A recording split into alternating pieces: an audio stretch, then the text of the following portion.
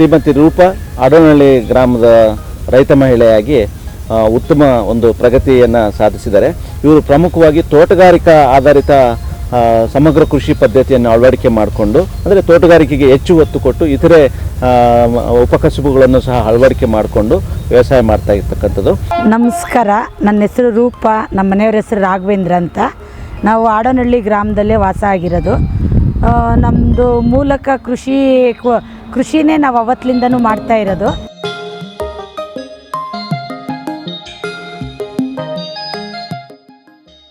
ಮೊದ್ಲಕ್ಕೆ ನಾವು ಕೃಷಿ ಮಾಡಬೇಕಾದ್ರೆ ರಾಗಿ, ತೊಗರಿ, ಅಲಸಂದಿ, ಜೋಳ ಅಂಥವು ಮಾತ್ರ ಬೆಳ್ಕೊಂತಿದ್ರಿ. ಕೃಷಿ ವಿಜ್ಞಾನ ಕೇಂದ್ರ ಸಂಪರ್ಕ ಪಡೆದ ಮೇಲೆ ಸಮಗ್ರ ಕೃಷಿ ವ್ಯವಸಾಯ ಮಾಡೋಕ್ಕೆ ಸಹಾಯ ಆಯಿತು ಅವರಿಂದ. ನಮ್ಮದು ಒಟ್ಟಾರೆ ಜಮೀನು 7 ಎಕರೆ ಇದೆ. 7 ಎಕರೆಯಲ್ಲಿ 4 ಎಕರೆ ಸೀಬೆ ಹಾಕಿದ್ದೀರಿ, 1 ಎಕರೆ ರೋಸ್ ಹಾಕಿದ್ದೀರಿ, ಒಂದು 3 ಎಕರೆ ರಾಗಿ ಹೊಲ ಮಾಡಿದ್ದೀರಿ. ಖುಷ್ಕಿ ಜಮೀನಲ್ಲಿ ರಾಗಿ ಹಾಕಿದ್ದೀರಿ. ಇನ್ನು ಅದ್ರ ಹೊರತುಪಡಿಸಿ ನಾವು ಇನ್ನೂ ಮಾಡಬೇಕು ಅನ್ನೋ ಒಂದು ಇದ್ರ ಮೇಲೆ 5 ಎಕರೆ ಲೀಸಿಗೆ ತಗೊಂಡು ಜಮೀನು ರಾಗಿ ಬೆಳಿತೀರಿ. ಅದರಲ್ಲೆಲ್ಲನೂ ಸಮಗ್ರ ಕೃಷಿಯಲ್ಲಿ ಕೃಷಿ ಜೊತೆಗೆ ಹೈನುಗಾರಿಕೆ, ತೋಟಗಾರಿಕೆ, ಕೋಳಿ ಸಾಕಾಣಿಕೆ, ಮೀನು ಸಾಕಾಣಿಕೆ, ಜೇನು ಸಾಕಾಣಿಕೆ ಇವೆಲ್ಲ ಮಾಡ್ತಾಯಿದ್ದೀರಿ. ಮಣ್ಣು ಮತ್ತು ನೀರು ಸಂರಕ್ಷಣೆ ಮಾಡೋದಕ್ಕೆ ಕಂದಕ ಬದುಗಳು ಕೃಷಿ ಹೊಂಡ ನಿರ್ಮಾಣ ಮಾಡ್ಕೊಂಡಿದ್ದೀರಿ. ಕೃಷಿ ಹೊಂಡ 15 ಮೀಟ್ರು ಇದೆ, 3 ಮೀಟ್ರ್ ಆಳ ಇದೆ. 4.5 ಲಕ್ಷ ನೀರು, ಮಳೆ ನೀರು ಸಂಗ್ರಹಣೆ ಮಾಡ್ಕೊಂತೀರಿ. ಇದರಲ್ಲಿ ಮೀನು ಬಿಟ್ಟಿದ್ದೀರಿ. ಮೀನುಗಾರಿಕೆ ಉಳಿದಂಥ ನೀರು ಸೇವಂತಿಗೆಗೆ ಬಳಸ್ತೀರಿ. ಅಲ್ಲಿ ನೋಡಿರಿ, ಇಲ್ಲಿ ರೋಸ್ಗೆ ಬಳಸ್ಕೊಂತೀರಿ, ಹಿಂದೆಗಡೆ ಅಲ್ಲಿ ಸೀಬೆ ಗಿಡಕ್ಕೆ ಬಳಸ್ಕೊಂತೀರಿ. ತೆಂಗು, ನಿಂಬೆ ಗಿಡ, ಮಾವಿನ ಮರ, ಕಿತ್ತಳೆ ಹಣ್ಣು ಮರ ಎಲ್ಲ ಇದೆ. ಸೀಬೆಯಲ್ಲಿ ಅಂತರ ಬೆಳೆ ಆಗಿ ನೆಲಗಡಲೆ ಹಾಕಿದ್ದೀರಿ. ಇದರಿಂದ ನಮ್ಗೆ ಮನೆಗೆ ಆಗಿ ಉಳಿದಿದ್ದನ್ನು ನಾವು ಮಾರಾಟ ಮಾಡಿದ್ರು ಲಾಭ ಬರ್ತದೆ. ಭೂಮಿ ಫಲವತ್ತತೆಯೂ ಹೆಚ್ಚುತ್ತದೆ ಇದರಿಂದ. ಇಲ್ಲಿ ಸೀಬೆ ಒಳಗೊಂದು ಸ್ವಲ್ಪ ಇನ್ನೂ ಜಾಗ ಇತ್ತು ನೋಡಿ, ಅಲ್ಲೆಲ್ಲ ಕಂದಕ ಬದುಗಳ ಹತ್ರನೆಲ್ಲ ಹಾಕಿದ್ದೀರಿ. 1 ಎಕರೆ ಜಾಗದಲ್ಲಿ 20ರಷ್ಟು ಕಂದಕ ಬದುಗಳು ಮಾಡ್ಕೊಂಡು ನೀರಿನ ಸಂಗ್ರಹಣೆ ಮಾಡ್ಕೊಳಕ್ಕೆ ಈ ಥರ ಮಾಡ್ಕೊಂಡಿದ್ದೀರಿ. ಆ ಜಾಗದಲ್ಲಿ ವೇಸ್ಟ್ ಆಗಬಾರ್ದು ಅಂತೇಳಿ ಸುತ್ತೂ ಈ ಥರ ಎಲ್ಲ ನೋಡಿರಿ, ತೊಗರಿ, ಸಾಸಿವೆ ಹಾಕಿದ್ದೀರಿ, ಬದನೆ ಗಿಡ ಹಾಕಿದ್ದೀರಿ. ಈ ತೊಗರಿಯಿಂದ ನಮ್ಮ ಮನೆಗಾಗಿ ಮಿಕ್ಕಿದ್ದು ತೊಗರಿ ಕಾಳು, ತೊಗರಿ ಬೇಳೆ ಮಾರ್ಕೊಬೋದು. ಇದರಿಂದನೂ ವರ್ಷಕ್ಕೊಂದು 5 ರಿಂದ 10 ಸಾವಿರ ರೂಪಾಯಿ ಆದಾಯ ಬರ್ತದೆ ನಮ್ಗೆ. ಇಲ್ಲಿ ಒಂದು ಸ್ವಲ್ಪ ಜಾಗ ಇತ್ತು, ನಮ್ಮ ಮನೆಗಾಗಷ್ಟು ತೊಗರಿ ಹಾಕ್ಕೊಂಡಿದ್ದೀರಿ. ಸುಳಿ ಈ ಥರ ಇದು ಮಾಡೋದ್ರಿಂದ ಪಕ್ಕದಲ್ಲಿರೋವೆಲ್ಲ ಜಾಸ್ತಿ ಹೊಡ್ಕೊಂಡು ಇಳುವರಿಗೆ ಚೆನ್ನಾಗಿ ಬರ್ತದೆ. ಚೆನ್ನಾಗಿ ಕಾಯಿ ಬಿಟ್ಬಿಡ್ತು ಅಂದರೆ 1 ಕ್ವಿಂಟಾಲ್ ಮೇಲೆ ಆಗ್ತದೆ. 7 ರಿಂದ 8 ಸಾವಿರ ರೂಪಾಯಿ ಆಗ್ತದೆ 1 ಕ್ವಿಂಟಾಲ್ ತೊಗರಿ ಮಾರಿದ್ರೆ. ನಮ್ಮ ಮನೆಗಾಗಿ ಉಳಿದೋ ಮಾರಿದ್ರೆ ಒಂದು 8 ಸಾವಿರ ರೂಪಾಯಿಗೆ ತೊಗರಿ ಮಾರ್ಬೋದು. ಮಳೆಗಾಲದಲ್ಲಿ ವರ್ಷ ಪೂರನೂ ಕಾಯಿ ಇರ್ತದೆ ನೋಡಿರಿ. ಈಗೆಲ್ಲ ಇದು ಕಾಯಿ ಕೀಳೋ ಸ್ಟೇಜ್ ಇದೆ ನೋಡಿರಿ, ಇದೆಲ್ಲ ಪಿಂದೆ ಇದೆ, ಪಿಂದೆ ಆಗ್ತಾ ಇರ್ತದೆ. ವರ್ಷಕ್ಕೆ ಇದು 2 ಸಲ ಫಸಲು ಬಿಡ್ತದೆ. ಇರೋದು 2 ಗಿಡ. ಅವು ಏನು ತಗೊಂಡು ಮನೇಲಿ ಇಟ್ಟಿರ್ತೀರಿ, ಒಂದು 3 ದಿನಕ್ಕೆ 4 ದಿನಕ್ಕೆ ಒಂದು 50 ಕಾಯಿ 100 ಕಾಯಿ. 3 ಗಿಡ ಇದೆ ಇವಾಗ ಪ್ರೆಸೆಂಟ್. 2 ಗಿಡ ಕಾಯಿ ಬಿಡ್ತಾ ಇದೆ. ಅಲ್ಲಿ ಕುಂಟೆ ಹತ್ರ ಒಂದು ಬಿಡ್ತಾ ಇದೆ. ಇದೊಂದು ನೋಡಿರಿ, ಇದು ಚಕ್ಕೋತಿ ಮರ ಅಂಥೇಳಿ ಅಲ್ಲಿ ಒಂದು ಫಸಲು ಬಿಟ್ಟಿದೆ. ಇದು ಇನ್ನೊಂದು ಸೊಸಿ, ಚಿಕ್ಕ ಸೊಸಿ ಒಂದು ಮಾಡ್ಕೊಂಡಿದ್ದೀರಿ. ಇಲ್ಲೇ ನಮ್ಮ KVK ಇಲ್ಲೇ ತೊಗೊಂಬಂದ್ರಿ, ಅವರೇ ಕೊಟ್ಟರು. ಇದು ನಮ್ಮ ಮನೆಗೆ ಬೇಕಾಗಿರೋಂಥದ್ದೆಲ್ಲ ವಿಷಮುಕ್ತ ಆಹಾರ. ನಾವೇನು ಔಷಧಿಗಳು ಹೊಡೆದಿರೋದು ಅಂಥದನ್ನೆಲ್ಲ ನಾವೇನು ಕಮ್ಮಿ ಹೊರಗಡೆಯಿಂದ ತಗೊಂಬಂದು ತಿನ್ನೋದು ಎಲ್ಲ ನಮ್ಮಲ್ಲೇ ಬೆಳ್ಕೊಂತೀರಿ, ನಾವೇ ಉಪಯೋಗ ಮಾಡ್ಕೊತೀರಿ, ಉಳ್ದಿದ್ದು ಮಾರಾಟ ಮಾಡ್ತೀರಿ. ಇದು ಇದ್ರ ಮರ ಎಳ್ಳಿಕಾಯಿ ಗಿಡ ಅಂದ್ಕೊಂಡಿದ್ದೀರಿ, ಎಳ್ಳಿ ಮರ ಅಂದ್ಕೊಂಡಿದ್ದೀನಿ. ಶ್ರೀಗಂಧ ಮರ ಒಂದು ಮಾಡಿದ್ದೀರಿ. ಹೆಬ್ಬೇವಿದ್ದಾವೆ, ಅವು ಆ ಹೊಲ್ದ ಹತ್ರ ಇದ್ದಾವೆ. ಒಂದು 30 ತ್ಯಾಗದ ಮರ ಇದ್ದಾವೆ, ಒಂದಿದೆ ಶ್ರೀಗಂಧ ಮರನು. ಈಗ ಇಲ್ಲೊಂದು ಸ್ವಲ್ಪ ಜಾಗ ಇತ್ತು, ನಮ್ಮ ದಿನನಿತ್ಯ ಆಹಾರಕ್ಕಾಗಿ ಬೇಕಲ್ಲ ಕಾಳು, ಅವರೆಕಾಯಿ, ಅವರೇ ಗಿಡ ಒಂದು ಸ್ವಲ್ಪ ಹಾಕ್ಕೊಂಡಿದ್ದೀರಿ. ಇಲ್ಲಿ ನಮ್ಮದು ಸೀಬೆ 3.5 ಎಕರೆಯಲ್ಲಿ ಹಾಕಿದ್ದೀರಿ. 600 ಗಿಡ ಐತೆ. 600 ಗಿಡದಿಂದ ವರ್ಷಕ್ಕೆ 6 ಲಕ್ಷ ಆದಾಯ ಬರ್ತದೆ. 1.5 ಲಕ್ಷ ಖರ್ಚು ಮಾಡಿದ್ರೂ ಇನ್ನು ಅಲ್ಲಿಗೆ 4.5 ರಿಂದ 5 ಲಕ್ಷ ಉಳಿತಾಯ ಆಗ್ತದೆ. ವೆರೈಟಿ ಅಲಹಾಬಾದ್ ಸಫೇದು, ಪಿಂಕ್ ಆ್ಯಂಡ್ ವೈಟ್ 2 ಹಾಕಿದ್ದೀರಿ. ಇದರಲ್ಲೆಲ್ಲ ತರಕಾರಿ ಬೆಳೆ ಬೆಳೆಯರೆ. ನಮಗೇನು ಅಷ್ಟೊಂದು ಇನ್ಕಮಿಂಗು ಸಾಲದು, ಖರ್ಚು ಜಾಸ್ತಿ ಬರೋದು, ಇನ್ಕಮಿಂಗ್ ಕಮ್ಮಿ ಆಗೋದು. ಅದರಿಂದ ನಮ್ಮ ಆಡೋನಹಳ್ಳಿಯಲ್ಲಿರೋಂಥ ಕೃಷಿ ವಿಜ್ಞಾನ ಕೇಂದ್ರದಲ್ಲಿ ಸಲಹೆ ತಗೊಂಡ್ರಿ. ಈಗ ಲೇಬರ್ ಖರ್ಚು ಕಮ್ಮಿ ಮಾಡಬೇಕು, ನಮ್ಗೆ ಹೆಚ್ಚಿನ ಆದಾಯ ಬರಬೇಕು, ಯಾವ ಥರ ಮಾಡಿದ್ರೆ ಸರಿ ಅನ್ನೋದನ್ನು ಅವರು ಇಲ್ಲ ಮಾವು ಹಾಕ್ರಿ, ಇಲ್ಲ ದಾಳಂಬ್ರೆ ಹಾಕ್ರಿ, ಇಲ್ಲ ಸೀಬೆ ಹಾಕ್ರಿ ಅಂದರು. ನಾವು ಮಾವು ಬೇಡ ಅಂತ ಇದು ಮಾಡಿದ್ರಿ.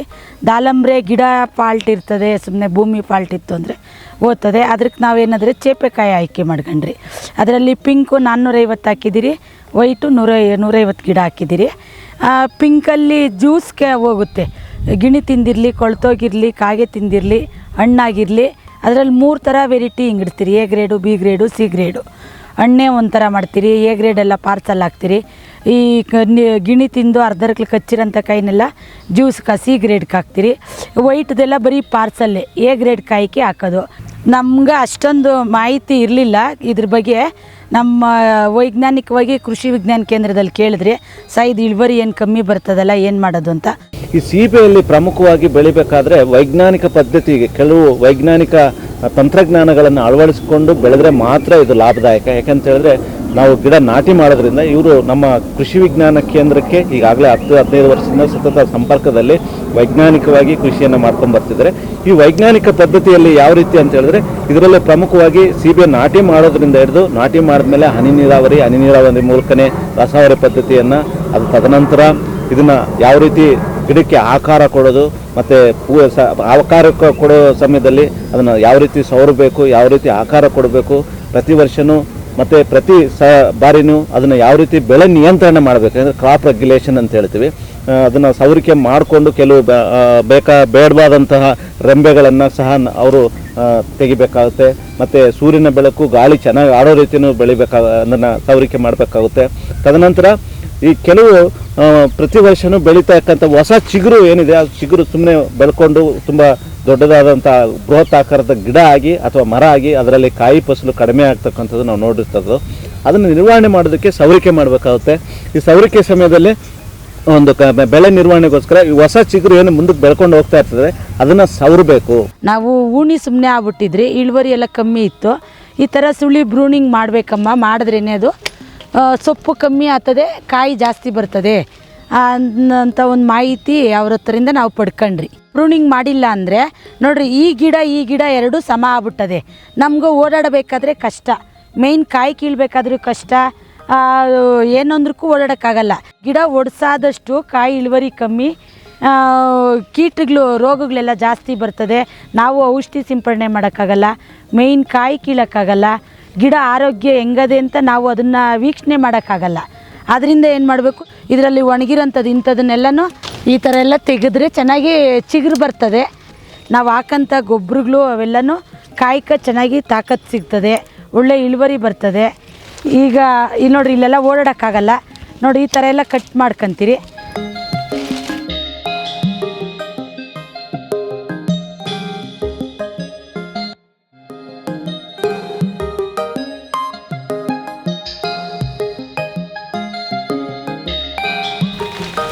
ಈ ಥರ ಎಲ್ಲ ಕಟ್ ಮಾಡ್ಕೊತಾ ಇರ್ತೀರಿ.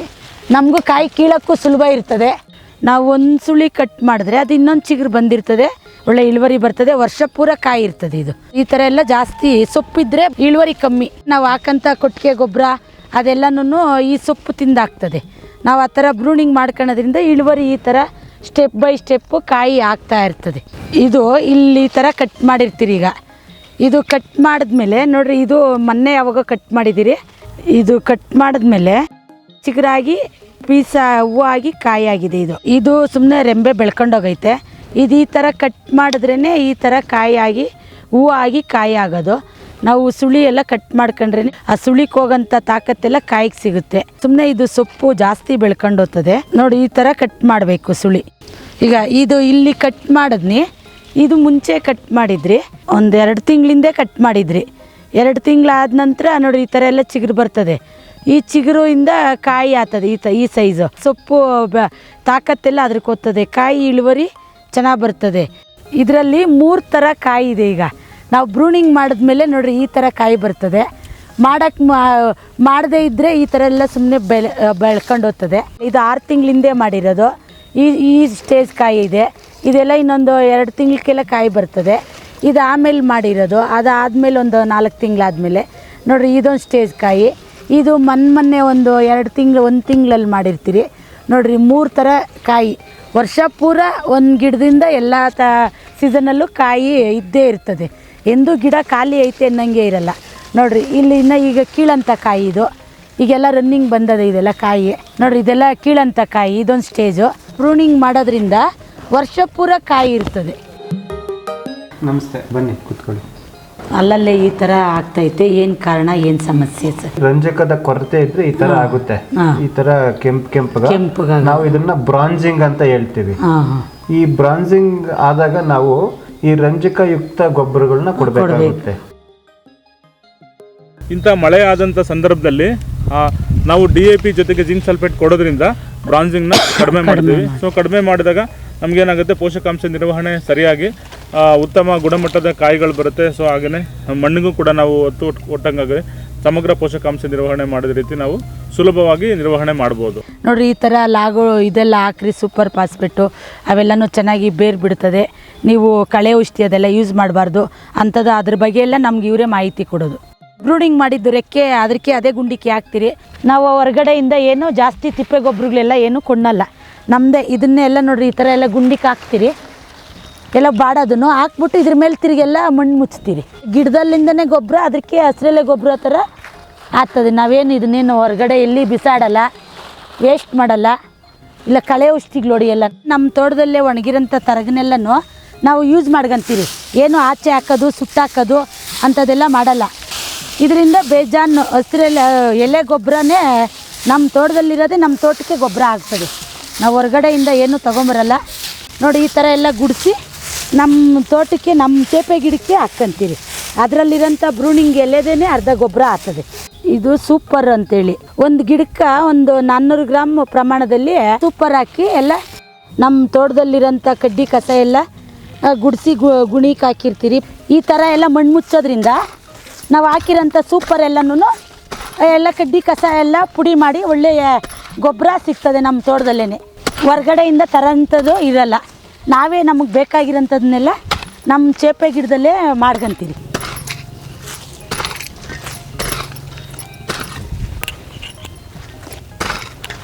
ನೋಡಿ, ಈ ಥರ ಎಲ್ಲ ಮುಚ್ಚಿದ್ರೆ ಒಂದು 2 ತಿಂಗಳೊಳಗಾಗಿ ಎಲ್ಲ ಕಡ್ಡಿ ಕಸ ಎಲ್ಲ ಗೊಬ್ಬರ ಆಗ್ತದೆ. ಜನವರಿ ಫೆಬ್ರವರಿಯಲ್ಲೆಲ್ಲನೂ ಗುಂಡಿ ಮಾಡಿ ಅದಕ್ಕೆಲ್ಲ ಗೊಬ್ಬರ ಹಾಕಿ ಬೇವಿನ ಹಿಂಡಿ, ಹೊಂಗೆ ಹಿಂಡಿ, ಜಿಂಕು, ಬೋರಾನು, ಮಂಗ್ಲ ಗೋಲ್ಡು, ಸೂಪರ್ ಫಾಸ್ಫೇಟು ಅವೆಲ್ಲ ಹಾಕಿ ಮಣ್ಣು ಮುಚ್ಚಿ ಕೊಡ್ತೀರಿ. ವರ್ಷಕ್ಕೆ 2 ಸಲ, ಒಂದು ಸಲ ತಿಪ್ಪೆ ಗೊಬ್ಬರ ಕೊಡ್ತೀರಿ, ಒಂದು ಸಲ ತರಗೆಲೆ ಗೊಬ್ಬರ ಕೊಡ್ತೀರಿ. ಕೆಲವ್ರು ಏನು ಮಾಡ್ತಾರೆ, ಎಲ್ಲ ಗುಡಿಸ್ತಾರೆ, ಇಲ್ಲ ಕಳೆ ಔಷಧಿ ಹೊಡೆದ್ಬಿಡ್ತಾರೆ, ತರಗೆಲ್ಲ ವಿಷ ಆಗ್ತದೆ. ನಾವು ಭೂಮಿನ ವಿಷ ಆಗಕ್ಕೆ ಬಿಡೋಲ್ಲ. ನಮ್ಮ ಹೊಲ್ದಾಗಂದೇ ಗೊಬ್ಬರ, ನಮ್ಮ ಹೊಲ್ದಾಗಂದೇ ಈಗ ಹಸು ಸಾಕಾಣಿಕೆ ಹೈನುಗಾರಿಕೆ ಮಾಡೋದ್ರಿಂದ ಗೊಬ್ಬರ, ಆ ಗೊಬ್ಬರದಿಂದ ಚೇಪೆ ಗಿಡಕ್ಕೆ ನಾವು ಬೇರೆ ಕಡೆಯಿಂದ ಗೊಬ್ಬರ ತಂದು ಹಾಕೋಷ್ಟಿಲ್ಲಲ್ಲ. ನಮಗೂ ಬೆಳಗ್ಗೆ ಇದ್ದರೆ ಕೆಲಸ ಇರ್ತದೆ. ಚೇಪೆ ಗಿಡದಕ್ಕೆ ಗೊಬ್ಬರ ವರ್ಷಕ್ಕೆ 15 ಲೋಡ್ ಗೊಬ್ಬರ ಬೀಳ್ತದೆ. 1 ಲೋಡ್ ಗೊಬ್ಬರ 6,000 ರೂಪಾಯಿ ಅಂದ್ರೂ 15 ಲೋಡ್ಗೆ 10 ಲೋಡ್ಗೆ 60,000 90,000 ರೂಪಾಯಿ ಗೊಬ್ಬರದ ಆಗ್ತದೆ ಹೈನುಗಾರಿಕೆಯಿಂದ. ಹಾಲ್ದು ಬಿಟ್ಟು ನಮ್ಗೆ ಬರೀ ಗೊಬ್ಬರದೇ 90,000 ಉಳಿತಾಯ ಆಗ್ತದೆ. ಚೇಪೆ ಗಿಡಕ್ಕೆ ನಮ್ಮದೇ ಗೊಬ್ಬರ ಬೀಳ್ತದೆ. ನಾವು ಹೊರಗಡೆಯಿಂದ 90,000 ಕೊಟ್ಟು ಗೊಬ್ಬರ ತಂದು ಹಾಕಂಗಿರಲ್ಲ. ನಮ್ಮದು ಪ್ಯೂರ್ ಗೊಬ್ಬರ, ಅವ್ರದ್ದು ಕಡ್ಡಿ ಕಸ ಪೇಪರು ಎಲ್ಲ ಇರ್ತದೆ. ಅದರಿಂದ ನಾವು ನಮ್ಮ ಭೂಮಿಗೆ ಬೇರೆಯಿಂದ ಆಚೆ ಕಡೆಯಿಂದ ಏನು ತರಲ್ಲ. ನಮ್ಮ ಮನೆಯಲ್ಲೇ ನಾವೇ ಹಾಕ್ಕೊಂಡು ಬೆಳ್ಕಂತ ಬೆಳೆಸಿಬೇ ಗಿಡ. ಮೋಹಕ ಬಲೆಗಳು, ಊಜಿ, ನೊಣ ಅಂಥದ್ದೆಲ್ಲ ಇರ್ತದೆ. ಕಟ್ಟಿದ್ರಿ ಏನೋ ಅದೇ ಯಾವಾಗೋ ಒಂದೊಂದು ಸತಿ ಈ ಥರ ಈಗ ಏನಾನ ಸೀಮೆ ಬಿದ್ದಾಗ, ಏನಾದರೂ ಕಾಯಿ ಗಜ್ಜಿ ಕಾಣಿಸ್ದಾಗ, ಕಳೆ ಇತ್ತು ಅಂದರೆ ಕಾಯಿ ಗಜ್ಜಿ ಬರ್ತದೆ. ನಾವು ಕಳೆ ಇರೋಕ್ಕೆ ಬಿಡಲ್ಲ. ಇನ್ನು ನಾವು ಕೆಮಿಕಲ್ಸ್ ಏನು ಯೂಸ್ ಮಾಡೋದು, 6 ತಿಂಗ್ಳಕ್ಕೋ ವರ್ಷಕ್ಕೊಂದು 3 ಕೋಟ ಔಷಧಿ ಮಾಡ್ತೀರಷ್ಟೇ. ಏನೋ ಕಾಯಿ ಒಂದು ಸ್ವಲ್ಪ ಏನಾನ ಶೈನಿಂಗ್ ಬರಬೇಕಾದ್ರೆ ಅಂಥವೇನಾನ ಇದ್ದಾಗ ಮಾತ್ರ ಕೇಳ್ತೀರಿ, ಯಾಕೆ ಕಾಯಿ ಒಂದು ಸ್ವಲ್ಪ ಶೈನಿಂಗ್ ಕಮ್ಮಿ ಆಗೈತೆ, ಏನು ಮಾಡಬೇಕು ಏನು ಅಂದಾಗ ಅವ್ರು ಈ ಥರದ್ದೇನಾದರೂ ಒಂದು ಹೇಳ್ತಾರೆ, ಈ ಥರದ್ದು ತಗೊಂಬಂದು ಸ್ಪ್ರೇ ಮಾಡಿರಿ ಅಂದಾಗ ಅವಾಗ ಸ್ಪ್ರೇ ಮಾಡ್ತೀರಿ. ಈ ಹಂತಕ್ಕೆ ಕಟಾವು ಮಾಡಬೇಕಿದು. 300ರಿಂದ 400 ಗ್ರಾಮ್ ಬರ್ತದೆ ಈ ಕಾಯಿ. ಇದು ಒಳ್ಳೆ ಕಾಯಿ ಕೀಳ ಒಂದು ಸ್ಟೇಜು. ಈ ಥರ ಕಾಯಿ, ಈ ಥರ ಕಲ್ಲರ್ ಇರೋಂಥ ಕಾಯಿಯೆಲ್ಲ A ಗ್ರೇಡು ಅಂತೇಳಿ ಪಾರ್ಸಲ್ ಕಾಯಿ ಅಂತೀರಿ. ಇದನ್ನು A ಗ್ರೇಡ್ ಕಾಯಿಗೆ ಹಾಕ್ತೀರಿ. ಈ ಥರ ಕಲ್ಲರು, ಈ ಥರ ಶೈನಿಂಗ್ ಎಲ್ಲ ಇದ್ದರೆ ಇದಕ್ಕೆ ಮಾರ್ಕೆಟಾಗಿ ಒಳ್ಳೆ ಬೆಲೆ. ನಾವು ನಾಟಿ ಮಾಡಿ 2 ವರ್ಷನೂ ಪಿಂದೆ ಕಿತ್ತಾಕಬೇಕು. ಇದು ಎಲ್ಲ ಸಣ್ಣ ಸಣ್ಣ ಪಿಂದೆ ಬರ್ತದೆ, ಅದು ಕಿತ್ತಾಕಬೇಕು. 2 ವರ್ಷ ಆದಮೇಲೆ ನಾವು ಫಸ್ಲಿಗೆ ಬಿಡಬೇಕು. ಫಸ್ಲಿಗೆ ಬಿಟ್ಟು ಒಂದು 4-5 ತಿಂಗಳು 6 ತಿಂಗಳಲ್ಲಿ ಫಸ್ಲು ಬರ್ತದೆ. ಆವಾಗೆಲ್ಲ ಕಮ್ಮಿ ಗಿಡ ಅಲ್ಲ, ಇನ್ನು ಚಿಕ್ಕ ಗಿಡ. ಒಂದು ಸ್ಟಾರ್ಟಿಂಗ್ 1.5 ಲಕ್ಷ ಬರ್ತದೆ 1 ವರ್ಷಕ್ಕೆ. 2ನೇ ವರ್ಷಕ್ಕೊಂದು 2.5-3 ಲಕ್ಷ ಬರ್ತದೆ. 3 ವರ್ಷಕ್ಕೊಂದು 4 ಲಕ್ಷ ಬರ್ತದೆ. ಈಗ 5ನೇ ವರ್ಷ ರನ್ನಿಂಗು, ಈಗ ಒಂದು 6.5 ಲಕ್ಷಕ್ಕೆ ಕೊಟ್ಟಿದ್ದೀರಿ. ಆ ಥರ ಹಂತವಾಗಿ ವರ್ಷದಿಂದ ವರ್ಷಕ್ಕೆ ಜಾಸ್ತಿ ಆಗ್ತದೆ. ಈಗ ಮುಂದಿನ ವರ್ಷ ಮಾರ್ತೀರಿ ಅಂದರೆ ಇನ್ನೊಂದು 50,000 ಲಕ್ಷ ಜಾಸ್ತಿ ಆಗ್ತದೆ. ವರ್ಷದಲ್ಲಿ 2 ತಿಂಗಳು ಮಾತ್ರ ಖಾಲಿ ಇರ್ತದೆ ಪಿಂಕ್ದು. ನಾವು ಬ್ರೂಡಿಂಗ್ ಮಾಡ್ಕೊಬೇಕು ಅಂತ ಹೇಳಿದ್ರಲ್ಲ, ಅದು ಸುಳಿ ಕಟಾವು ಮಾಡೋದ್ರಿಂದ ವರ್ಷ ಪೂರ ಕಾಯಿ ಇರ್ತದೆ. ವೈಟ್ದಾದರೆ ವರ್ಷಕ್ಕೆ 2 ಬೆಳೆ ಬರೋದು. ಅದು ವರ್ಷದಲ್ಲಿ 10 ತಿಂಗಳು ಕಾಯಿ ಇರ್ತದೆ, 2 ತಿಂಗಳು ಮಾತ್ರ ಖಾಲಿ ಇರ್ತದೆ ಪಿಂಕ್ದು. ವೈಟ್ದು ಮಾತ್ರ 6 ತಿಂಗ್ಳಿಗೆ 1 ಬೆಳೆ ಬರ್ತದೆ. ಈಗ ಕಾಯಿ ಸ್ಟಾರ್ಟಾಗಿ ಒಂದು 4 ತಿಂಗಳಾದಮೇಲೆ ಕಾಯಿ ಆಗೋದ್ಮೇಲೆ ಖಾಲಿ, ಬರೀ ಎಲ್ಲ ತಿರ್ಗಾ ಹೂವು ಪೀಸ್ ಆಗ್ತದೆ. ಅದು ಹಂಗಲ್ಲ, ಚಿಗುರು ಬ್ರೂಡಿಂಗ್ ಮಾಡಿರ್ತೀರಲ್ಲ, ಅದು ಹೂವು ಚಿಗುರ್ತದೆ, ಹೂವು ಪಿಂದೆ ಆಗ್ತದೆ, ಹೂವು ಆಗ್ತದೆ, ಅದರಿಂದ ಕಾಯಿ ಆಗ್ತಾ ಇರ್ತದೆ. ವರ್ಷಕ್ಕೆ 5.5 6 ಲಕ್ಷ ಮಾಡ್ಕೊತೀರಿ ಸೀಬೆ ಒಂದರಲ್ಲೇ. ಈಗ ಟೋಟಲಾಗಿ 6.5 ಲಕ್ಷಕ್ಕೆ ಕೊಟ್ಟಿದ್ದೀರಿ. 1 ಲಕ್ಷನೇ ಖರ್ಚು ಬರೋದು. ಯಾಕಂದರೆ ತಿಪ್ಪೆ ಗೊಬ್ಬರ ಎಲ್ಲ ನಮ್ಮ ಮನೆಗಂದೇ ಬೆಳ್ಕೊಂತೀರಿ, ಹಸುಗಳಿದ್ದಾವೆ, ಆಚೆ ಕಡೆಯಿಂದ ಏನು ತರಲ್ಲ. ಅರ್ಧ ಎಕರೆ ಭೂಮಿಯಲ್ಲಿ 800 ಗಿಡ ಮೆರಾಬಲ್ ಅನ್ನೋ ರೋಸ್ ತಳಿ ನಾಟಿ ಮಾಡಿದ್ದೀರಿ. ಇದು ನಾವು ರೋಸ್ಗೆಲ್ಲನೂ ಹನಿ ನೀರಾವರಿ ಮುಖಾಂತರ ನೀರು, ರಸಗೊಬ್ಬರಗಳು ಎಲ್ಲ ರಸಾವರಿ ನೀರಾವರಿ ಪದ್ಧತಿ ಒಳಗೆ ಡ್ರಿಪ್ಪಲ್ಲೇ ಬಿಡ್ತೀರಿ. ಜಾಸ್ತಿ ನೀರು ಉಳಿತಾಯ ಆಗ್ತದೆ. 1 ಎಕರೆ ಬೆಳೆ ಇಕ್ಕೋದು 4 ಎಕರೆಗೆ ಬೆಳೆ ಇಕ್ಬೋದು. ನಾವು ಕಾಲುವೆ ಮುಖಾಂತರ ಹಾಯಿಸೋದಾದರೆ 1 ಎಕರೆಗೆ ಬೆಳೆ ಇಡೋಕ್ಕಾಗೋದು. ಈಗ ನಮ್ದು ಒಂದೇ ಬೋರ್ವೆಲ್ಲು 4 ಎಕರೆ ಜಮೀನು ಬೆಳೆ ಇಟ್ಟಿದ್ದೀರಿ ನಾವು. ಈಗ ಏನು ನಮ್ಮ ಗುಲಾಬಿ ತೋಟದಲ್ಲಿ ಈ ಥರ ನೋಡಿ ಎಲೆ ಎಲ್ಲ ಹಿಂಗೆ ಆಗ್ತದೆ. ಏನು ಕಾರಣ, ಏನು ಸಮಸ್ಯೆ ಇದು? ಇದು ನೀವು ರಸ ಇರೋ ಕೀಟಗಳು ಅಂತ ನೀವು ಕೇಳಿರ್ಬೋದು.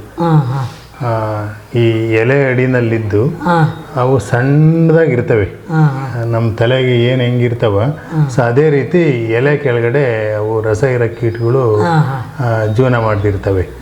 ಆ ರಸ ಇರೋ ಕೀಟಗಳು ರಸನ ಹೀರ್ಬಿಟ್ಟು ಸೊ ಎಲೆ ಹಳದಿ ಕಲರ್ ತಿರುಗಿಬಿಡುತ್ತೆ. ಇದು ಜಾಸ್ತಿ ಬೇಸಿಗೆ ಕಾಲದಲ್ಲಿ ಜಾಸ್ತಿ ಕಂಡು ಬರುತ್ತೆ. ಗ್ರೇಸಿಯಾ ಅಂತಕ್ಕಂಥದ್ದು ನುಸಿ ನಾಶಕ ಔಷಧಿ.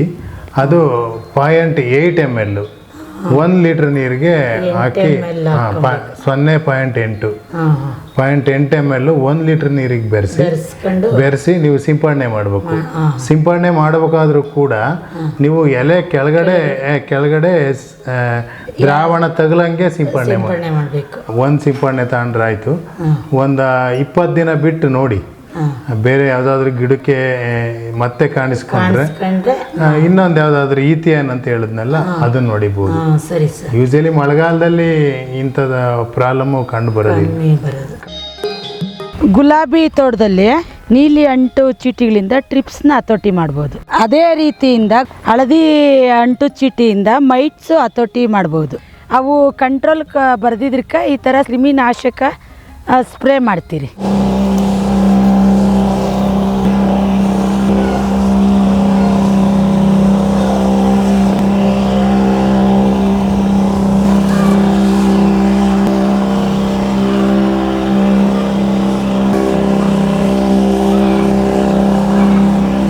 SOP ಬೋರಾಕ್ಸು ಅನ್ನೋದು ಅದು ಸಿಂಪಡಣೆ ಮಾಡಿದ್ರೆ ಮಗ್ಗು ಒಳ್ಳೆ ಕ್ವಾಲಿಟಿ ಬರ್ತದೆ, ಗಿಡ ಒಳ್ಳೆ ಚಿಗುರು ಚೆನ್ನಾಗಿ ಬರ್ತದೆ, ಹೂವು ಕ್ವಾಲಿಟಿ ಇರ್ತದೆ, ಮಾರ್ಕೆಟಾಗಿ ಒಳ್ಳೆ ಬೆಲೆ ಸಿಗ್ತದೆ.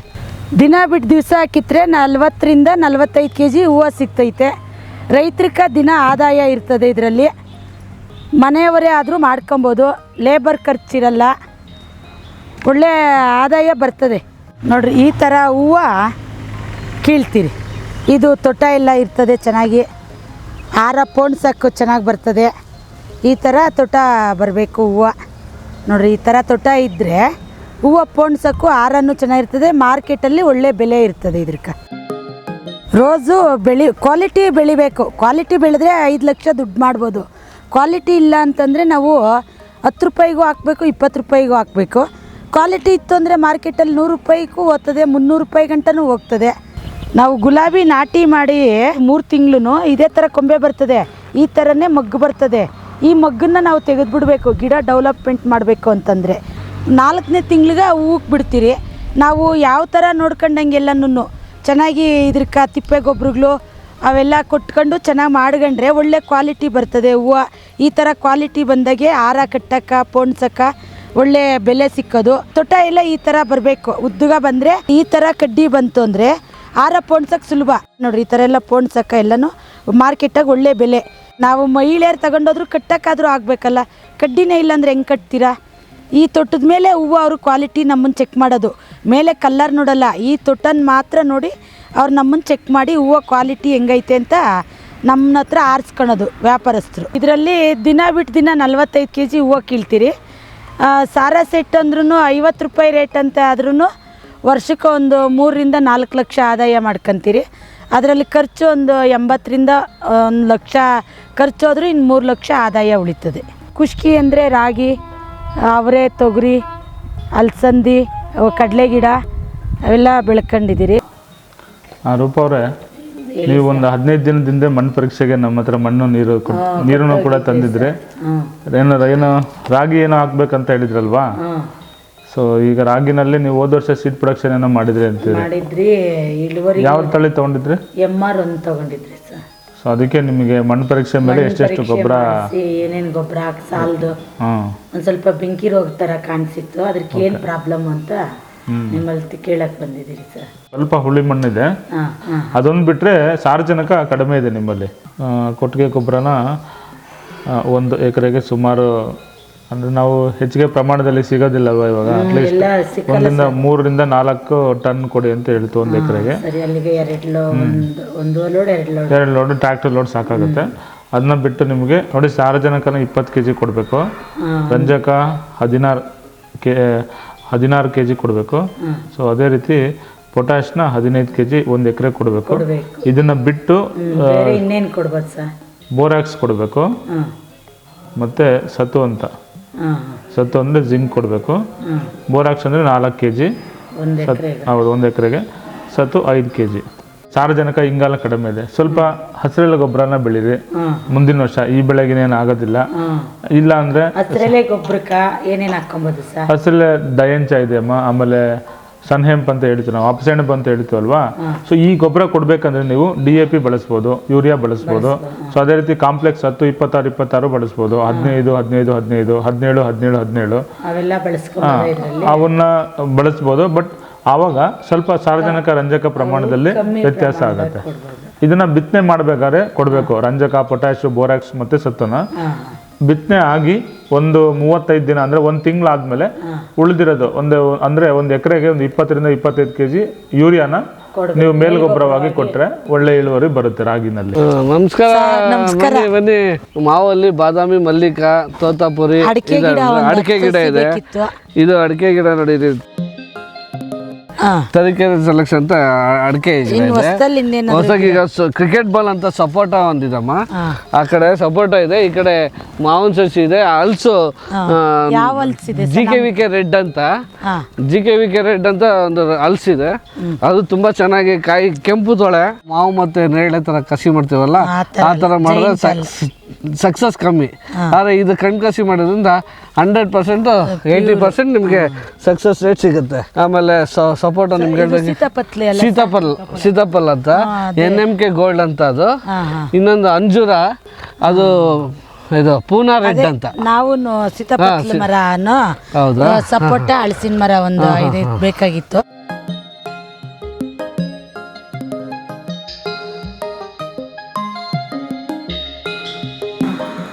ಇಳುವರಿ ಎಲ್ಲ ಚೆನ್ನಾಗಿ ಬರ್ತದೆ ಮೇಡಮ್? ಎಷ್ಟು ದಿನಕ್ಕೆ ಕಟಾವು ಬರ್ತದೆ? ಹೌದಾ? ನಮ್ದು MR ಒಂದೆಲ್ಲ 4 ತಿಂಗಳಿಗೆ. ಅದಕ್ಕೆ ಇದು ಹೊಸ ವೆರೈಟಿ ಅಂದ್ರಲ್ಲ ಮೇಡಮ್, ಮುಂದಕ್ಕೊಂದು ಸ್ವಲ್ಪ ಮತ್ತೆ ತಗೊಂಡೋಗಿ ಇದೇ ಹಾಕಿ ಅದು ಇಳುವರಿ ಹೆಂಗ್ ಬರ್ತದೆ, ಇದು ಇಳುವರಿ ಹೆಂಗ್ ಬರ್ತದೆ ಅಂತೇಳಿ ನೋಡ್ತೀವಿ. ಇದು MR ಒಂದು ರಾಗಿ ತಳಿ ಅಂತ ಹೇಳ್ಬಿಟ್ಟು ನಾವು GKVK ಸೀಡ್ಸ್ ಪ್ರೊಡಕ್ಷನಿಂದ ತೊಗೊಂಬಂದಿರೋದು. ಬೀಜೋತ್ಪಾದನೆಕ 1 ಎಕರೆ ಹೊಲ ಮಾಡಬೇಕಾದ್ರೆ 15,000 ಖರ್ಚು ಬರ್ತದೆ. ಆದಾಯ ಮಾತ್ರ 70,000 ಬರ್ತದೆ. ಖರ್ಚು ಹೋದ್ರೂ ಇನ್ನು 55,000 ಉಳಿತಾಯ. ಅದರಂತೆಯೇ ನಾವು 3.5 ಎಕರೆ ಹೊಲ ಮಾಡ್ತಾಯಿದ್ದೀರಿ. ಇದರಲ್ಲಿ ಒಂದು 2-2.5 ಲಕ್ಷ ಆದಾಯ ಬರ್ತದೆ. ಒಳ್ಳೆ ತಳಿ ಇದು MR ಒಂದು ರಾಗಿ. ಈ MR ಒಂದು ರಾಗಿಯಿಂದ ಹುಲ್ಲು ಇಳುವರಿ ಚೆನ್ನಾಗಿ ಬರ್ತದೆ. ರೋಗ ಕೀಟ ಬಾಧೆಗಳಿರಲ್ಲ, ಒಳ್ಳೆ ಇಳುವರಿ ಬರ್ತದೆ, ಖರ್ಚು ಕಡಿಮೆ, ಅಧಿಕ ಲಾಭ. ಇದರಲ್ಲಿರೋ ಹುಲ್ಲಂತೆಲ್ಲ ಸೇವ್ ಆಗ್ತದೆ ನಮಗೇನೆ. ನಾವು ಇಟ್ಟಿರೋ ಖರ್ಚಂತೆಲ್ಲ ಹುಲ್ಲಿನಲ್ಲಿ ಬರ್ತದೆ. ಈ ಹುಲ್ಲಿಂದ ನಾವು ಹೈನುಗಾರಿಕೆ ಮಾಡ್ತೀರಿ. ಹೈನುಗಾರಿಕೆಯಿಂದ ತೋಟಕ್ಕೆ ಗೊಬ್ಬರ ಬಳಸ್ಕೊಂತೀರಿ. 400 ಹುಲ್ಲು ಇದೆ 6 ಎಕರೆ ಹೊಲದಲ್ಲಿಂದು. 480 80 ನಾವು ಆಗ ಮಿಷಿನ್ನು ಕೊಯ್ಲು ಮಾಡೋದಕ್ಕೆ ಹಣಕ್ಕೋಸ್ಕರ 330 ರೂಪಾಯಿಗೆ 80 ಹುಲ್ಲು ಮಾರಿದ್ರಿ. ಇನ್ನು 400 ತಗೊಂಬಂದು ಇಲ್ಲಿ ಹಾಕ್ಕೊಂಡ್ರಿ. ನೆನೆಸ್ತೂರ ನೀಟಾಗಿ ಮಡ್ಕೊಳಕ್ಕೆ ಈ ಥರ ಟಾರ್ಪಲ್ ಉಚ್ಕೊಂತೀವಿ ಮಳೆಗಾಲದಲ್ಲಿ. ಈ ಹೈನುಗಾರಿಕೆಗೆಲ್ಲ ನಾವೇ ಸ್ವಂತ ಹೊರಗಡೆಯಿಂದ ತರಲ್ಲ, ನಮ್ಮ ಮನೆ ಹುಲ್ಲೇ ಬಳಸ್ಕೊಂತೀರಿ. ಇದರಿಂದ ಬರೋಂಥ ಗೊಬ್ಬರನ ನಾವು ತೋಟಕ್ಕೆ ಯೂಸ್ ಮಾಡ್ಕೊತೀರಿ. ಈಗ ನಮ್ಮಲ್ಲಿ ಹಾಲು ಕೊಡೋಂಥ ಹಸು 3 ಇದ್ದಾವೆ, ಪಡ್ಡಿಗಳಂಥವು 3 ಇದ್ದಾವೆ. ನಾವು ಹಸುಗೋಸ್ಕರ ಹಸಿ ಮೇವಕ್ಕೋಸ್ಕರ ನೇಪಿಯರು ಹುಲ್ಲು ಬೆಳ್ಕೊಂಡಿದ್ದೀರಿ. ವರ್ಷ ಪೂರ ಹಸಿ ಮೇವು ನಮ್ಮ ತೋಟದಲ್ಲಿ ಹೈನುಗಾರಿಕೆಗೋಸ್ಕರ ಬಳಸ್ಕೊಂತೀರಿ. ನಾವು 15 ದಿವ್ಸಕ್ಕಾಗಂಥ ಮೇವು 3 ಹಂತವಾಗಿ ಕಟಾವು ಮಾಡ್ಕೊತೀರಿ.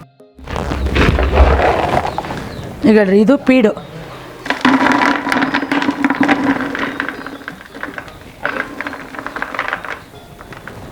ಇದು ಬೂಸ. ತಗೊಂಬಂದು ನಾವೆಲ್ಲ ಡ್ರಮ್ಮುಗಳಲ್ಲಿ ಸ್ಟಾಕ್ ಮಾಡ್ಕೊಂತೀರಿ. ಯಜ್ಞ ಏನು ಬೀಳಲ್ಲ, ಕೋಳಿ ಕುತ್ಕಲ್ಲ, ವೇಸ್ಟ್ ಆಗಲ್ಲ. ತಗೊಂಬಂದು ಎಲ್ಲ ಡ್ರಮ್ಮಲ್ಲಿ ಸ್ಟೋರೇಜ್ ಮಾಡ್ಕೊತೀರಿ. ಇದ್ರ ಜೊತೆಗೆ ಹಸುನು ಒಳ್ಳೆ ಫ್ಲ್ಯಾಟ್ ಬರಲಿ, ನೀರು ಚೆನ್ನಾಗಿ ಕುಡಿಲಿ ಅಂತೇಳಿ ಉಪ್ಪು ಸಹ ಹಾಕ್ತೀರಿ ನೀರಲ್ಲಿ, ನೀರಿಕ್ಬೇಕಾದ್ರೆ. ಒಳ್ಳೆ ಇಳುವರಿ ಬರ್ತದೆ. ಇದು ಒಳ್ಳೆ ಲಾಂಗ್ ಬೆಳೀತದೆ. ಒಳ್ಳೆ ಹಸುಗಳಿಗೆ ಮೃದುವಾಗಿರ್ತದೆ. ಇದು ಕಡ್ಡಿ ಒಂದು ಚೂರು ಕಡ್ಡಿ ವೇಸ್ಟ್ ಮಾಡಲ್ಲ. ಈ ಥರ ಇದ್ರೂ ವೇಸ್ಟ್ ಮಾಡಲ್ಲ, ಚೆನ್ನಾಗೆಲ್ಲ ತಿಂದಾಗ್ತದೆ. ನಾವು ಕಟಾವು ಮಾಡಿದ್ರು ಹಾಕಿದ್ರೂ ಹಸು ಏನು ವೇಸ್ಟ್ ಮಾಡಲ್ಲ. ಇದನ್ನು ಈ ದಿಂಡೆಲ್ಲ ತಿನ್ನೋದ್ರಕ್ಕೆ ಇದ್ರಾಗಿರೋಂಥ ಸಾರಾಂಶ ಹಸುವಲ್ಲಿ ಒಳ್ಳೆ ಹಾಲು ಇಳುವರಿ ಬರ್ತದೆ.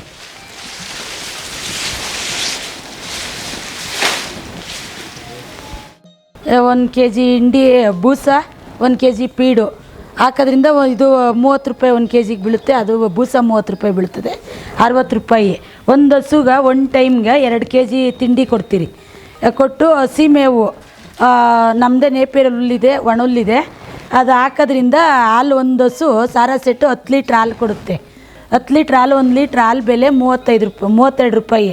ಗೌರ್ಮೆಂಟಿಂದ ಬರೋಂಥ ಸಹಾಯಧನ 5 ರೂಪಾಯಿ. ಒಟ್ಟು 37 ರೂಪಾಯಿ 1 ಲೀಟ್ರ್ ಹಾಲಿಗೆ ಸಿಗ್ತದೆ. ಒಂದು ಹಸು 10 ಲೀಟ್ರ್ ಹಾಲು ಕೊಟ್ಟವಾಗ 370 ರೂಪಾಯಿ ಆಗುತ್ತೆ ಒಂದು ಟೈಮ್ಗೆ ಹಾಲು. 370 ರೂಪಾಯಿ ಆದರೆ ಅದರಲ್ಲಿ 70 ರೂಪಾಯಿ ಖರ್ಚು ಹೋದ್ರು ಇನ್ನು 270 ರೂಪಾಯಿ ಉಳಿತದೆ. ಹೈನುಗಾರಿಕೆ ಮಾಡೋದ್ರಿಂದನೂ ಲಾಭ ಐತೆ. ಡೈರಿ ಮುಖಾಂತರ ಈಗ ಹಾಲು ಹಾಕೋಂಥ ಸದಸ್ಯರನ್ನೆಲ್ಲ ಕರೆಸ್ತಾರೆ, ಮೀಟಿಂಗ್ ಮಾಡಿ ಈ ಥರ ರೈತರು ಈ ಥರ ಮಾಡಬೇಕು, ಈ ಥರ ಮಾಡಬೇಕು ಅನ್ನೋ ಒಂದು ಮಾಹಿತಿ ನೀಡ್ತಾರೆ. ಅವರು KVKಯಿಂದ ಡೈರಿಯಲ್ಲಿ ಹಾಲು ಹಾಕೋಂಥ ಸದಸ್ಯರನ್ನೆಲ್ಲ ಒಟ್ಟುಗೂಡಿಸ್ತಾರೆ. ಅಲ್ಲಿ ಒಂಥರ ಒಂದು ಮೀಟಿಂಗ್ ಥರ ಮಾಡಿಸ್ತಾರೆ. ನೀವು ಈ ಥರ ಏನಾದರೂ ಈಗ ಕೆಲವೊಂದು ಹಸು ಹೀನಾಗಿರಲ್ಲ, ಅದ್ರ ಬಗ್ಗೆ ಕ್ಯಾಂಪ್ ಹಾಕಿಸ್ತಾರೆ, ಅದ್ರ ಬಗ್ಗೆ ಎಲ್ಲ ಮಾಹಿತಿ ಕೊಡಿಸ್ತಾರೆ. ವೆಟಿನರಿ ಡಾಕ್ಟ್ರ್ ಹತ್ರ ಸಲಹೆ ಪಡ್ಕೊತೀರಿ ಏನು ಮಾಡಬೇಕು ಏನು ಅಂತ. ಅವರು ನಮ್ಗೆ ವಾರಕ್ಕೊಂದ್ಸಲ ಬಂದೆಲ್ಲ ಭೇಟಿ ನೀಡಿ ಏನಾದರೂ ಪ್ರಾಬ್ಲಮ್ ಇದ್ದರೆ ಅದೆಲ್ಲ ಹೇಳ್ತಾರೆ. ಹಸು ಕೆಳಕ್ಕೆ ಮ್ಯಾಟು ಡೈರಿಯಲ್ಲೇ DD ಕೊಟ್ಟಿದ್ರು, ಸಬ್ಸಿಡಿ ರೀತಿಯಲ್ಲಿ ನಮ್ಗೆ ಸಹಾಯ ಮಾಡಿದ್ದಾರೆ ಡೈರಿಯಿಂದನೂ. ಹಸುವಿಗೆ ಇನ್ಸೂರೆನ್ಸು ಅದು ಸಬ್ಸಿಡಿಯಲ್ಲಿ ಕೊಡ್ತಾರೆ. ನಾವು ಒಂದು 500 ರೂಪಾಯಿ ಕಟ್ಟಿದ್ರೆ ಅವರು 500 ರೂಪಾಯಿ ಹಾಕಿ ಒಂದು ಹಸುಗೆ 1,500 ರೂಪಾಯಿ ಹಿಂಗೆ ಈ ಇನ್ಸೂರೆನ್ಸ್ ಮಾಡಿಸ್ತಾರೆ. ಹಸುಗೆ ಏನಾದರೂ ಹೆಚ್ಚು ಕಮ್ಮಿ ಆಗಿ ಡೆತ್ ಆಯಿತು ಅಂದರೆ ಇನ್ಸೂರೆನ್ಸ್ ಅಮೌಂಟ್ ಬರ್ತದೆ. ಅದೆಲ್ಲ ಡೈರಿ ಕಡೆಯಿಂದನೇ ಮಾಡಿಸ್ಕೊಡ್ತಾರೆ. ನಮ್ಗೆ ಹಾಲು ಉತ್ಪಾದಕ ಸಹಕಾರ ಸಂಘದಿಂದನೇ ಮಾಡಿಸ್ತಾರೆ. ಇದೆಲ್ಲ ಎಲ್ಪ್ ಕೊಡ್ತಾರೆ. ಮಲೆ ಎಲ್ಲ ನೋಡ್ರಿ, ಈ ಥರದ ನೋಡ್ರಿ ನರ ಎಲ್ಲ, ಹಾಲಿನ ನರ ಎಲ್ಲ ಈ ಥರ ಇರಬೇಕು. ಹಾಲಿನ ನರ ಅಂತಾರೆ ಇದನ್ನು.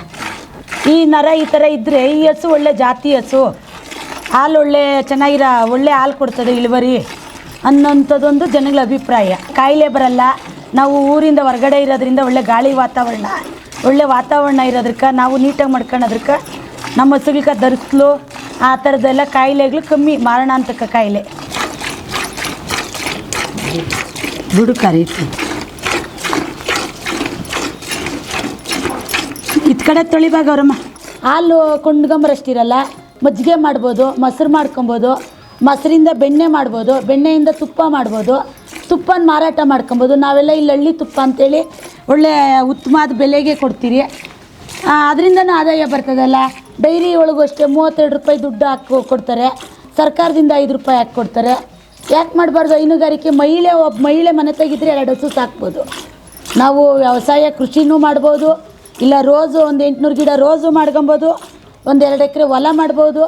ಅದ್ರ ಜೊತೆಗೆ ಹೈನುಗಾರಿಕೆನೂ ಮಾಡ್ಬೋದು. ನಾವು ಬೇರೆ ಏನು ಜಮೀನಿಲ್ಲ ಅನ್ನೋಂಥವ್ರು ಅಂದರೆ ನಾವು ಬೆಳ್ಕೊಬೇಕು. ಎಲ್ಲ ನಾವು ಕೊಂಡು ಮಾಡ್ತೀನಿ ಅಂದರೆ ಏನೂ ಲಾಭ ಇಲ್ಲ. ಹೈನುಗಾರಿಕೆಯಿಂದ ಒಳ್ಳೆ ಗೊಬ್ಬರ ಬರ್ತದೆ, ಆದ್ದರಿಂದ ಅದೆಲ್ಲ ಲಾಭನೇ ನಮ್ಗೆ. ಹೆಣ್ಗರು ಕೊಡ್ತು ಅಂದರೆ 1.5 ವರ್ಷಕ್ಕೆ ಒಂದು ಕರು ಮಾರಾಟ ಮಾಡ್ತೀರಿ. 70,000 ರಿಂದ 80,000 1 ಲಕ್ಷದ ಗಂಟೆ ಆಗ್ತದೆ ಒಂದು ಕರು ಮಾರಾಟ ಮಾಡಿದ್ರೆ. ತಾಯಿನೂ ಉಳಿತದೆ, ಕರುನೂ ಮಾರಾಟ ಮಾಡ್ಕೊಬೋದು, ಇಲ್ಲ ಕರು ಮಾಡ್ಕೊಬೋದು, ತಾಯಿ ಮಾರಾಟ ಮಾಡ್ಬೋದು. ಒಬ್ಬರೇ ಅಂತ ಏನಲ್ಲ, 4 ಒಂದೊಂದು ಕೆಲಸ. ಒಬ್ರು ನೀರು ಇಕ್ಕೋದು, ಒಬ್ರು ಮೇವು ಸಗಣಿ ಎತ್ತಾಕೋದು, ಒಬ್ರು ಹಾಲು ಕರಿಯೋದು, ಒಬ್ಬರೆಲ್ಲ ಕಸ ತಳ್ಕೊಡೋದು. 4 ಜನ ಮಾಡ್ತೀರಿ. ಬೆಳಗ್ಗೆ ಟೈಮು ಅಷ್ಟೇ, ಸಂಜೆ ಟೈಮು ಅಷ್ಟೇ. ಒಬ್ಬರೇ ಮಾಡಬೇಕು, ಇಬ್ಬರೇ ಮಾಡಬೇಕಂತಲ್ಲ, 4 ಜನ ಒಟ್ಟು ಕುಟುಂಬದಾಗ 4 ಜನ ಸೇರಿ ಮಾಡ್ತೀವಿ. ನಾವು ನಮ್ಮ ಮನೆಯವರು, ನಮ್ಮ ಭಾವನೆ, ನಮ್ಮ ಜೊತೆಗೆ ನಮ್ಮ ಮಗನೂ ಇರ್ತಾನೆ, ಅವನಿಗೂ ರಜಾ ಇದ್ದವಾಗೆಲ್ಲನೂ 4 ಜನನೂ ಸೇರಿ ಮಾಡ್ತೀರಿ. ಹಾಲು ಈಗ ಪ್ರೆಸೆಂಟ್ ಒಂದು 10 ಲೀಟ್ರಿಂದ 12 ಲೀಟ್ರ್ ಹಾಕ್ತೀವಿ. ಈಗೆಲ್ಲ ನೋಡಿರಿ, ಹಸು 6 ತಿಂಗಳ ಫಲ ಆಗಿದೆ, ಇದೊಂದು 4 ತಿಂಗಳಾಗಿದೆ, ಆ ಕಡೆದೊಂದು 2 ತಿಂಗಳಾಗಿದೆ. ಹಾಗೆಲ್ಲ ಹಾಲು ಕಮ್ಮಿ ಎಲ್ಲ ಪಲ್ಲಗಳಾಗಿದ್ದಾವೆ. ಈಗ ನಮ್ಮ ಮನೆಗೆಲ್ಲ ಮಾಡ್ಕೊಂಡು ಒಂದು 10, 11 ಒಂದು ಟೈಮ್ಗೆ ಇಷ್ಟು ಹಾಲು ಹಾಕ್ತೀವಿ. ನಮ್ಮ ಮನೆಗೆ ಡೈಲಿ 1 ಲೀಟ್ರ್ 1.5 ಲೀಟ್ರ್ ಹಾಲು ಮಾಡ್ಕೊತೀರಿ. ನಾವು ಬಟ್ಲಿಕ್ಕೂ ಸಗಣಿಗ್ತದೆ. ಹಾಲು ನಾವು ಕೊಂಡ್ಕೊಂಬರಕ್ಕೆ ಹೋಗ್ಬೇಕಾದ್ರೆ 45 ರೂಪಾಯಿ ಬೇಕು.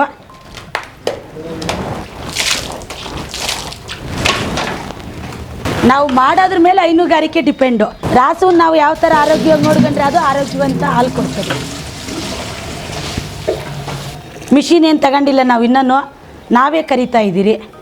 ನೋಡಿ, ಇದು ಡೈರಿಯಲ್ಲಿ ಕೊಟ್ಟಿರೋದೆ ನಮ್ಮ ಕ್ಯಾನು. ಒಳ್ಳೆ ಹಾಲು ಹಾಕ್ತೀರಿ ಅಂತ ಹೇಳ್ಬಿಟ್ಟು.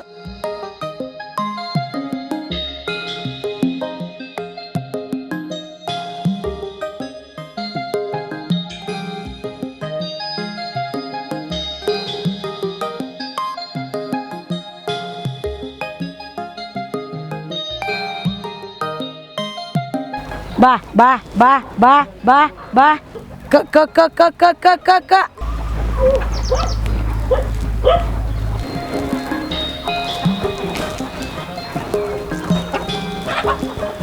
ಬಾ ಬಾ ಬಾ ಬಾ ಬಾ. ನಾಟಿ ಕೋಳಿ ಸಾಕೋದ್ರಿಂದ ಖರ್ಚು ಕಮ್ಮಿ, ಆದಾಯ ಜಾಸ್ತಿ ಇದರಲ್ಲಿ. ಯಾಕಂದರೆ ನಾವು ಮನೆ ಮೇವೇನು ಕಮ್ಮಿ ಬಳಸೋದು ಇದರಲ್ಲಿ. ಬೈಲಲ್ಲೆಲ್ಲ ಮೇದ್ಕೊಂಬರ್ತದೆ. ಇದೊಂದು ಟರ್ಕಿ ಕೋಳಿನೂ ಇದೆ,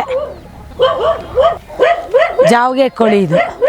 ಬಾ ಬಾ ಬಾ ಬಾ ಬಾ ಬಾ ಬಾ ಬಾ ಬಾ ಬಾ ಕ ಕ ಕ ಕ ಕ ಕ ಕ ಕ ಕ ಕ. ನ್ಯಾಚುರಲಾಗಿ ಪ್ಯೂರ್ ನಾಟಿ ಕೋಳಿ ಇದು. ಕೋಳಿ ಕಾವಕ್ಕೆಲ್ಲ ಕೊಟ್ಟು ನಾವೇ ಮರಿ ಮಾಡಿಸ್ಕೊಂಡು ನಾವೇ ಮನೆಯಲ್ಲೇ ಉತ್ಪಾದನೆ ಮಾಡ್ಕೊಂತೀರಿ ಕೋಳಿನೆಲ್ಲನೂ, ಮರಿ ಎಲ್ಲನೂ. ಹೊರಗಡೆಯಿಂದ ನಾವೆಲ್ಲಿ ಮರಿ ತರಲ್ಲ. ನೋಡಿರಿ, ಅಲ್ಲಿ ಮರಿ ಇದ್ದಾವೆ, ಮರಿ ಕೋಳಿ. ಒಂದು ಮೊಟ್ಟೆ 15 ರೂಪಾಯಿ ಹಿಂಗೆ ಮಾರ್ತೀರಿ. ಒಂದು ವಾರಕ್ಕೆ ಒಂದು 50 ಮೊಟ್ಟೆ ಮಾರಾಟ ಮಾಡ್ತೀರಿ.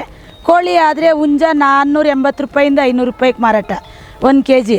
ಹೆಣ್ಣು ಕೋಳಿ ಆದರೆ 520 ರಿಂದ 530 ಗಂಟೆ ಮಾರಾಟ ಮಾಡ್ತೀರಿ. ಇದಕ್ಕೇನು ಖರ್ಚು ಕಮ್ಮಿ, ಆದಾಯ ಜಾಸ್ತಿ. ವರ್ಷಕ್ಕೇನಿಲ್ಲ ಅಂದರೂ ಇದರಲ್ಲಿ ಒಂದು 25 ರಿಂದ 30 ಸಾವಿರ ಲಾಭ ಮಾಡ್ಕೊಂತೀರಿ.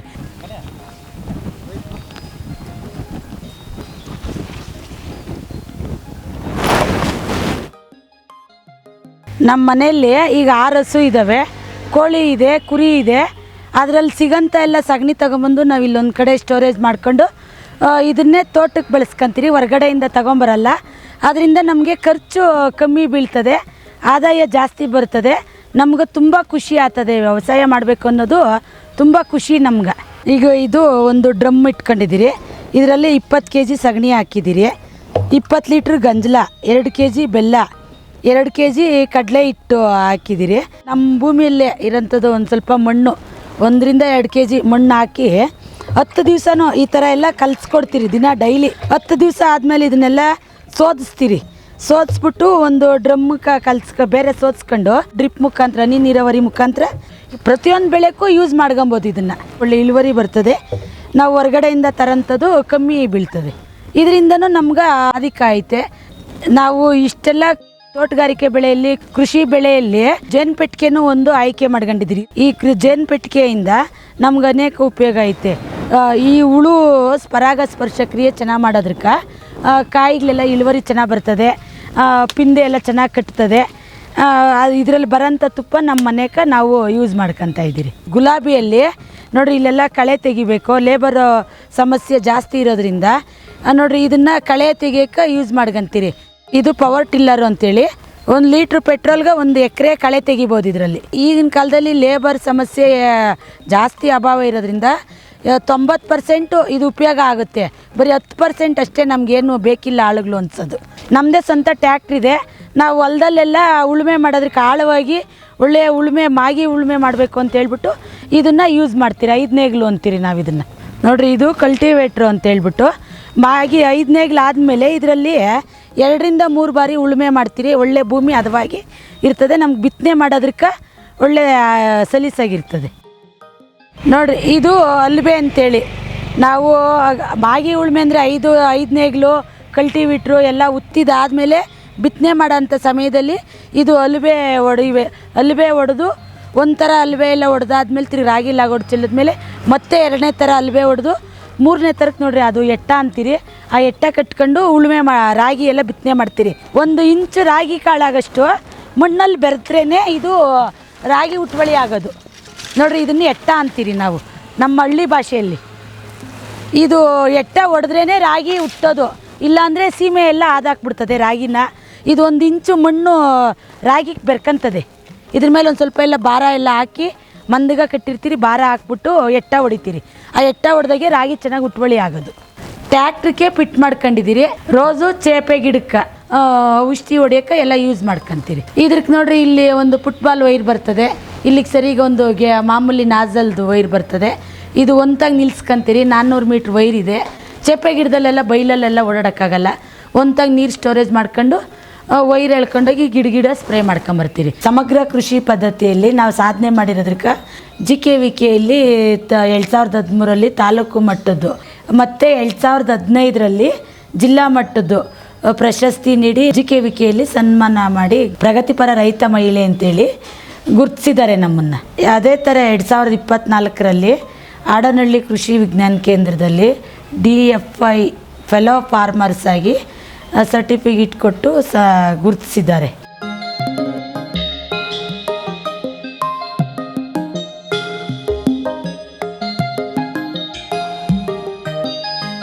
ಸಮಗ್ರ ಕೃಷಿ ಅಳವಡಿಸ್ಕೊಂಡಿರೋದ್ರಕ್ಕೆ ನಮ್ಮ ಮನೆಯವರೇ ಎಲ್ಲ ಕೆಲಸ ಮಾಡೋದ್ರಿಂದ ನಮ್ಗೆ ಕೃಷಿಯಲ್ಲಿ 15 ಲಕ್ಷ ಆದಾಯ ಬರ್ತದೆ, 3 ಲಕ್ಷ ಖರ್ಚು ಹೋಗ್ತದೆ, ಇನ್ನು 12 ಲಕ್ಷ ನಿವ್ವಳ ಲಾಭ ಆಗೈತೆ. ನಾವು ವ್ಯವಸಾಯ ಮಾಡ್ಕೊಂಡು ಬಂದಿರೋಂಥ ಲಾಭದ ಹಣದಲ್ಲಿ ಮನೆ ಒಂದು ಕಟ್ಕೊಂಡಿದ್ದೀರಿ, ಒಂದು ಟ್ಯಾಕ್ಟ್ರು ತಗೊಂಡಿದ್ದೀರಿ, ಕಾರು ಒಂದು ತಗೊಂಡಿದ್ದೀರಿ, ಎರ್ಟಿಕಾ ಕಾರು.